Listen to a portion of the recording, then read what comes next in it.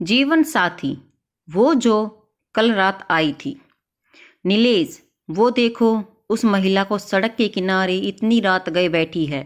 चलो ना देखते हैं। चारू, रहने दो ना, किस झमेले में फंस रही हो। पता नहीं कौन है और इतने रात गए क्यों सड़क पर बैठी है, इसलिए तो कह रही हूँ ना नीलेश, हम ऐसे नहीं जा सकते। कहते हुए चारू गाड़ी का दरवाज़ा खोल बाहर निकल गई। उस महिला के पास पहुंचकर बोली, सुनिए, कौन है आप? किसी मदद की ज़रूरत है तो कहिए। कहते हुए उसके वहाँ कोई लाया तो वो औरत लुढ़क गई। चारू का दिल जोर से धड़का। नीलेश, देखो तो शायद ये बेहोश हो गई, चलो ना हॉस्पिटल ले चली। नीलेश ने उस महिला को उठाया और दोनों उसे हॉस्पिटल लेकर गए। पता चला वो महिला बेहोश थी। कुछ देर के इलाज के बाद होश आया तो वो महिला कुछ बताने के लिए तैयार नहीं थी। मुझे जाने दीजिए, मुझे जाने दीजिए की रट लगा रखा था और डॉक्टर ने उसे अकेले छोड़ने से मना किया था। दोनों ने किसी तरह उसे अपने घर चलने के लिए मना लिया। रास्ते में पुलिस चौकी पर रुककर नीलेश ने खबर दे दी और चुपके से खींचे गए तस्वीर को भी पुलिस को देकर अपनी घर की तरफ घुमा ली। घर पहुंच चारू ने उस महिला को गेस्ट रूम में ठहराया। जाते ही वो महिला बिस्तर पर पसर गई। चरू को देख अनायास ही मुस्कुराने लगी। उस पल अचानक चरू भय से काँप उठी। अजीब सी भयावा नज़र से उसने चारू को देखा। बड़ी बड़ी आंखों में काजल की मोटी रेख, होठों पर चढ़ी लिपस्टिक की मोटी परत, लंबे खुले बाल। उस अधेड़ महिला के रूप लावण्य को देखकर ऐसा लगा जैसे बड़े जतन से उसने अपने रूह को सहजा हो। 40 की उम्र थी लगभग, लेकिन युवाओं को भी अपने नज़रों के पास में बांध ले ऐसी क्षमता थी। उसके रूप में देखने पर भले ही घर की लग रही थी, लेकिन जिस तरह चारू को देख मुस्कुराई, चारू ऊपर से नीचे तक काँप गई। उस पर लगा जैसे कोई गलती कर दी उसने। लगा कहीं उसका सर्वस्व छीन ना ले जाए। फिर हिम्मत कर बोली, प्लीज़ आप सो जाइए, पानी रख दिया है, कोई ज़रूरत होगा तो मुझे आवाज़ दीजिएगा। मेरा नाम चारू है। नीलेश की तरफ मुड़ी तो देखा नीलेश अपलक उसे निहार रहा था। उसे देख प्रणाम सुख किए। उसकी जान जैसे हलक में आ गई। मुंह सूख गया था, होठों पर कटीले झाड़ से उगाए। लगा उसका भय सच होने जा रहा है। नीलेश, चलो चलते हैं। नीलेश, हा हा हा नीलेश।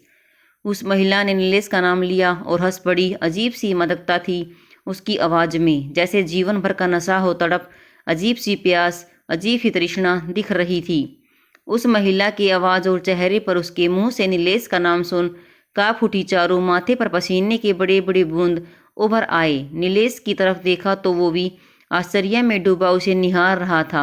उसने झटपट नीलेश का हाथ पकड़ा और कमरे से बाहर चली गई।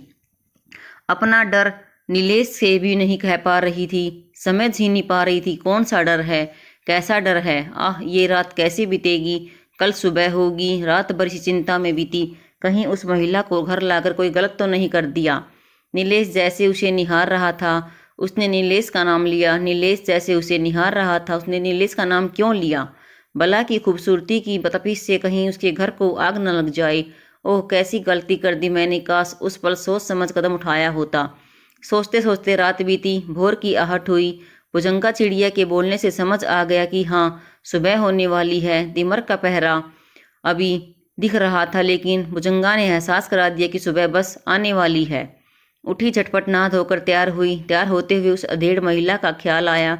उसने भी अपनी आंखों में काजल की रेख खींची, हल्का सा लिपस्टिक लगाया, जो घर में कम ही लगाती थी, लेकिन आज जाने कैसा भय था। वो बार बार आईने में खुद को निहार रही थी।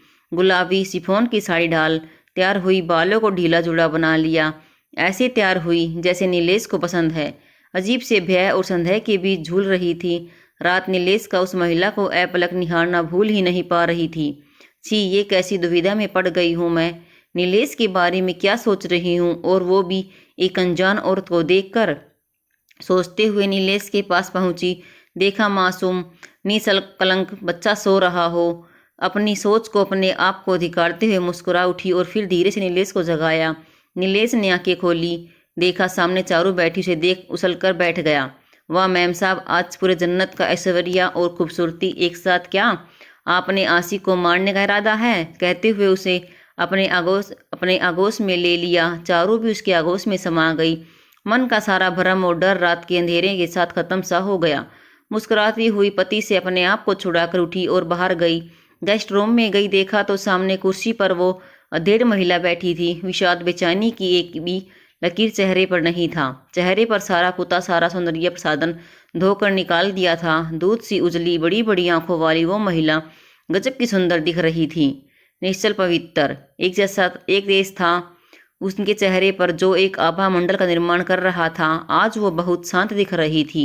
चारों देखते ही मुस्कुरा उठी। माफ़ी चाहती हूँ, आपको तकलीफ हुई मेरी वजह से। प्लीज़ ये मेरे घर का नंबर है, एक बार फ़ोन कर दीजिए। जी ज़रूर। उसके हाथ से लिखे नंबर का कागज़ लेते हुए बोली, आप ऐसे सड़क पर क्यों थी? क्या बात है? कुछ कहने लायक हो तो कहिए। उसने कुछ नहीं कहा, नज़रें झुका ली। फिर बोली, मेरा नाम अमृता है, प्लीज़ आप फ़ोन कर दीजिए या एक फ़ोन दीजिए, मैं खुद कर लूँ। चारों ने फ़ोन लगाया। हेलो, मैं चारू। अमृता जी हमारे घर हैं। क्या मम्मी आपके पास है? प्लीज़ आप अपने घर का पता बता दीजिए।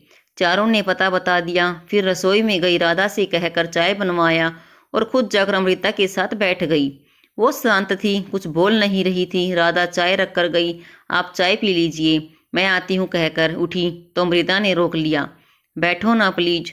तुम पूछ रही थी ना मैं सड़क पर बदहवास सी क्यों घूम रही थी। मैं अच्छे घर की महिला हूँ, 2 बच्चों की माँ हूँ। कुछ सालों पहले मेरे पति अचानक से मुझे छोड़ किसी दूसरे के साथ दूसरी दुनिया बसा ली। अकेले बच्चों को पाला पोसा, मेरा अपना खड़ा किया हुआ बिजनेस। कभी कभी जाने क्या हो जाता है मुझे। मैं बेपरवाह से निकल पड़ती हूँ सड़कों पर से ढूंढने जो मेरा था ही नहीं, और उस पल मैं अपना आज भूल जाती हूँ। ना मुझे अपना घर याद रहता है और ना अपने बच्चे। ये मेरे मन का रोग है जिससे मैं और मेरे बच्चे परेशान हैं। शायद मेरे अंदर की स्त्री की तड़फ है। माफ़ी चाहूँगी, आप दोनों को मेरी वजह से परेशानी हुई। आप लोगों ने मुझे रात भर संभाला, उसके लिए बहुत बहुत धन्यवाद। कहते हुए वो महिला जाने के लिए खड़ी हुई। बाहर हॉल तक पहुंची तो दरवाजे की घंटी बजी। राधा ने दरवाज़ा खोला। सामने टीनेज के 2 बच्चे खड़े थे, एक लड़की और एक लड़का। माँ को देखते ही एक माँ के गले लग गए। माँ कहाँ चली गई थी आप? रात भर आपको ढूंढा है। कहते हुए दोनों रोने लगे। वो महिला भी रो रही थी। नीलेश भी बेडरूम से बाहर आया। नीलेश और चारू के सामने दोनों बच्चे हाथ जोड़ खड़े हो गए।